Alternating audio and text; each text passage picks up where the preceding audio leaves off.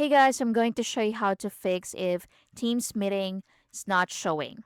So first, make sure you're signed in with the correct Microsoft account. If you have multiple accounts, switch to the one that received the meeting invite.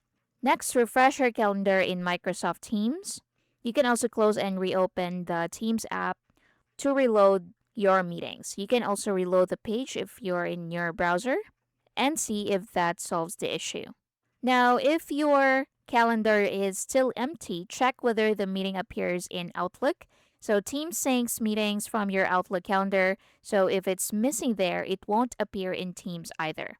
Also, ensure your device has a stable internet connection. So, go to the taskbar and click the Wi Fi icon. Then click Wi Fi and ensure you're connected to a stable connection. You can also switch from Wi Fi to data or from data to Wi Fi or switch to another network and see if that solves the issue.